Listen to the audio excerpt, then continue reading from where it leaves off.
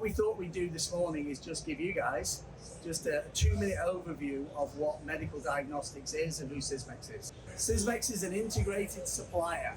What does that mean? We're an end-to-end supplier of medical diagnostic equipment, testing software, reagents, support expertise that's required to provide testing to patients through our customers who are mostly hospitals, reference labs.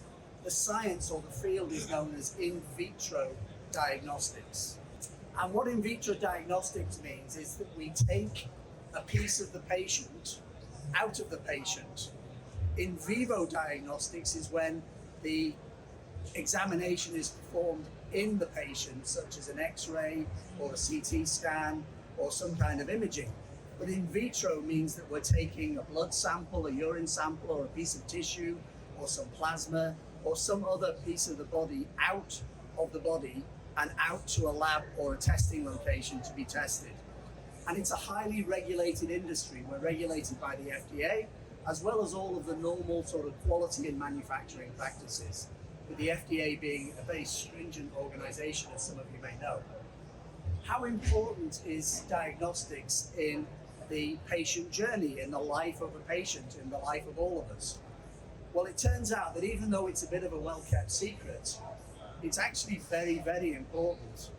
With about 80% of decisions made on diagnosis of disease, treatment, follow-up, relapse remissions, all of those being highly, highly dependent on medical diagnostics, on testing.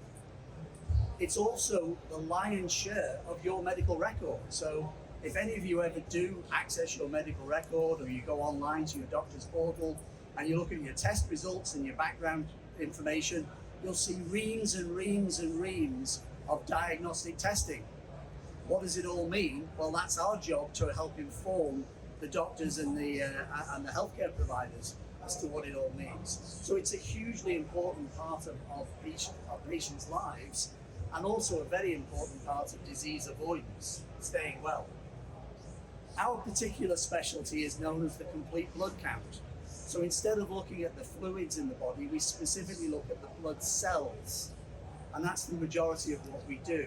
And that's a very ancient science. And you can see here a reference back to the 1600s in the very origins of microscopy, where a Dutch physician was studying microbes and blood cells in the circulation, and was able to identify major different types of blood cells, even back over 400 years.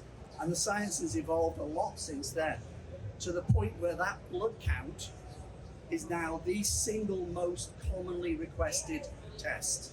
So it doesn't matter when you go to the doctor, as soon as they send you for a blood test, they're going to stick a needle in and they're probably going to draw a purple top tube. That's a complete blood count. They may draw other tubes, but at a minimum, they're going to draw that one. And there's about 500 million of those performed in the US every year. Now, think about the population, 330 million, that means we're getting on average 3 of these every 2 years. That is a wealth of information on your circulation that's available for the physicians to use. And it's a very common, inexpensive test, very portable test. Sysmex is the market leader in that segment, with about 90% of all of the blood tests performed in the US performed on our equipment, which means that many of the healthcare institutions that you know probably visit are dependent on our equipment. We have to be up and running. Our supply chain has to be robust. Our information technology systems, our back office support systems, all have to be up all the time in order to support our customers, to support the healthcare providers. And you can see that the majority of the popular names, all the names you know, like Mayo Clinic and Cleveland Clinic, and Partners in Boston, all the big names that you know, choose Sysmex as their partner. So if we have a problem, 90% of the healthcare system in America has a problem. And that weighed very heavily on our mind as we moved into the S4 implementation. Sysmex America is part of a global organization. I'm responsible for all Americas, soup to nuts, top of Canada, all the way down to the bottom of Chile. We're represented in all 25 plus countries, full service organization with manufacturing, sales support, service support. distribution, logistics, the whole end-to-end supply chain. We have about 1,500 people, just shy of $1 billion. We're part of a global corporation that's approaching $5 billion with 5,000 employees, and that just gives you a feel of the perspective. It's an old company, it's coming up on 60 years old, very well established in this field. So our reputation and our brand is very important to us. So that just gives you a 2-minute overview of who we are, right? Yeah, I'm just going to share a couple of words about Delaware. This gives you a one-slide snapshot. We're about 5,000 professionals in 19 countries, and focus on SAP is really the lion's share of what our company is about. Most of the work we do is some ECC enhancements still, but mostly it's S4 migrations. There's one statistic, Andy, that you shared that I hope folks heard, that you have 90% of the market share in hematology. So folks, whether you know it or not, all right, if you had a blood test in North America, it's probably used Sysmex equipment, okay? Now with that in mind and how essential that is to our healthcare system, let's pivot a little bit. Let's talk about the project. Maybe we go to the next slide, all right? And Andy, why don't you share with the audience a bit about the scope of the program and what we undertook together.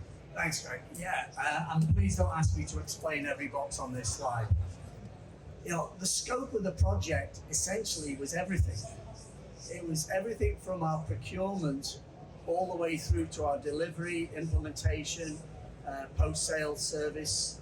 Every aspect of our business was touched by ECC before, or by our digital transformation to S/4HANA and other systems from SAP that we undertook last year. So it was enormous. It really was life-changing. And you can see from this diagram how many different interfaces, how many different subsystems were involved, all of which had to be, the interfaces had to be developed, the necessary changes, the RICEFs, that made for the customizations. We've been on ECC since 2008, very comfortable, very stable, but working the way that we wanted it to work. How could we get those efficiencies in S4 and continue our business operations without stepping backwards, and hopefully with stepping forwards in efficiencies, was the major challenge.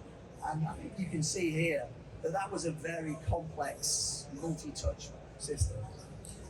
Yeah, maybe a couple of points to drive home. So there was some scope for S4 implementation that was above and beyond what Sysmex had in ECC. If you look at the slide here, pretty much everything after this plus word, okay, that was new to us in S4. So master data governance was certainly essential, not just from an America's perspective, but from a global perspective, and it introduced new processes to Sysmex globally in terms of managing data. CLM, or contract lifecycle management, as well as RAR, also new in the S4 footprint. For those of you who are from the technology side, you know, from a RICEF perspective, from a custom object perspective, our first release was roughly 460 custom objects. We did that in December, went live at the top of December. We did a second release. Part of that went in May. The other part's going in this week, Andy, so fingers crossed, okay? So there's about another 100 RICEF there. A lot of those RICEF were productivity enhancements that Sysmex had made to ECC that still made sense in S4, so we wanted to carry that investment forward. All right, so this is not a small program, not for the faint of heart. So Andy, the next question I gotta ask you is, why the heck did you do this? I ask myself the same question frequently. You know, it was kind of a push and a pull, or a carrot and a stick. I'm one of 5 regions within the world of Sysmex. We were all on disparate systems, some on SAP, but not all. But none of us integrated other than through interfaces. we didn't have a global digital transformation strategy. And back in 2018, globally, we decided to embark on this journey. So the pull piece of this was to move from a local system to a global information system that would give us transparency, visibility, standardization, efficiency, sharing of best practices, as well as dramatically improving efficiencies in areas and markets where we didn't even have a fully fledged ECC system. So that was the pull, was to be part of a global system. The push was, we were on a 2008 ECC system, which hadn't been fully supported since about 2017, way behind in upgrades, becoming concerning in its security, in its stability, and increasingly expensive to support. So there was really a carrot and a stick involved in why. And then of course moving to S4 is just one aspect of that digital journey, and there are other aspects within the world of SAP, its products and services, but there's also areas of lifecycle management, product lifecycle management, and design control that are outside of the scope of SAP that we're also implementing as part of that digital transformation. So it's a strategic decision on a global basis, implemented globally and locally, and to get us onto a new state-of-the-art system that will support us for many years to come. Thank you, Andy. What I want to talk about next is, I think something the audience already knows, like these programs are really easy, right? They require hardly any time. There's never any challenges, but maybe you can share with the audience, what you thought from your perspective as the CEO.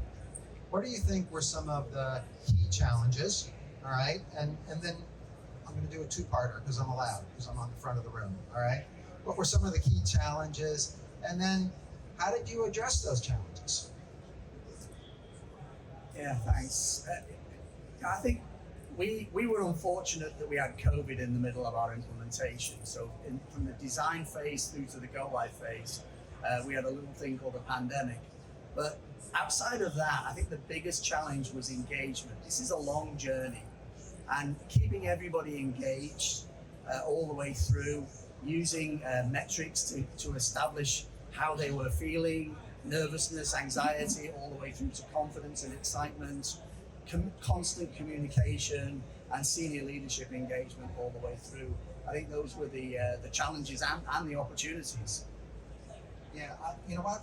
I'm actually going to take the opportunity. We have another slide that I'd like to briefly share with folks. Since you mentioned measuring how people were thinking about the program. So one of the things that we did when we got involved was to try to take the pulse of the organization to understand what change management challenges there might be. And what you see here is we did several surveys. We did one in April, one in June, and one in October. October was about 6 weeks before our go live.